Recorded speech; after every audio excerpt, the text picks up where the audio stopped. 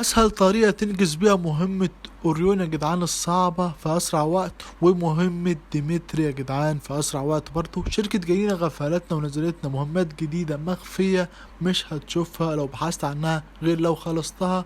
وهدول هما 6 مهمات زي ما انت شايفهم قدامك، في منهم السهل ومنهم الصعب. ولكن في فيديو النهاردة هقولك على افضل طريقة تخلص بيهم المهمات كلها في اسرع وقت. بس ما تبخلش علينا باللايك والاشتراك وتفعيل زر الجرس، عاوزين نوصل ل50,000 أقرب وقت. ويلا بينا نشوف أول مهمة معانا. أول مهمة وهي مهمة اللغم يا جدعان، زي ما انت شايف كده أنا عملتها في أسرع وقت وبأسهل طريقة. أهم حاجة تنزل جيم باتل رويال عادي، ويكون معاك شخصية العنكبوت ولغمين 3 كده.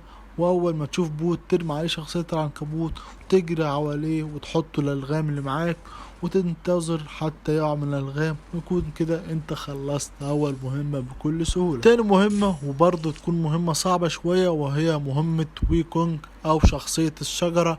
زي ما احنا عارفين شخصية دي مميزة، وهي شخصية الشجرة.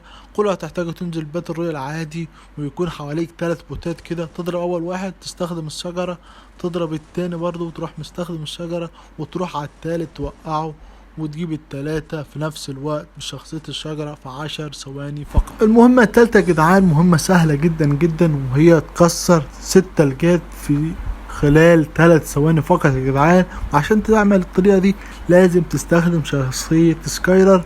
واهم حاجة تدخل اي باتل رويال عادي او مصنف وتروح في مكان فاضي ويكون معاك 6 تلجات وشخصية سكايلر عشان نعمل المهمة بكل سهولة. كل اللي عليك هتحط اول حاجة 3 تلجات مع بعض زي ما احنا عارفين كده، وبعد تستخدم شخصية سكايلر وتنزل ب3 تلجات في نفس المكان ويتدمجوا او يروحوا كده، وكون انت خلصت المهمة بكل سهولة وبأسرع طريقة. المهمة الرابعة بقى يا جدعان، والمهمة دي سهلة وصعبة في نفس الوقت، ولكن هقولك بأسرع طريقة تعملها.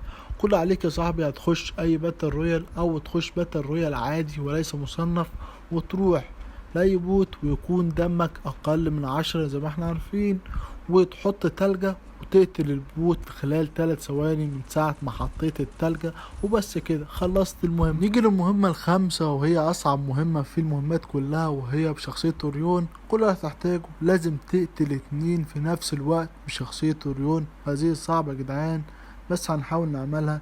زي ما احنا شايفين ده قفل الباب بتلجة وقفل الباب التاني بتلجة عشان البوتات ما تخرجش. زي ما احنا شايفين كده بدمج ده شوية وده شوية عشان الاتنين يموتوا مع بعض وفي نفس الوقت. راح للاتنين واستخدم الشخصية، ما نفعتش ما قتلتهمش. استخدم النار عشان اعبي الدم الاحمر بتاع الشخصية. استخدمها تاني برضو ما وقعوش، هيستخدمها تالت برضو من خلال النار اللي جايبها معاه والمستنشق. وفي نفس الوقت الاتنين اولا وقع والتاني وقع يا جدعان. نيجي لاخر مهمة، مهمة شخصية ديمتري، ان انت لازم تصحي 4 في نفس الوقت. هنا جاب سكواده ووقع سكواده كله مع بعض، وهو نزل بسونيا وحط شخصية ديمتري وهيصحي ال4 مع بعض ال3، وهو يبقى 4 كده يا جدعان.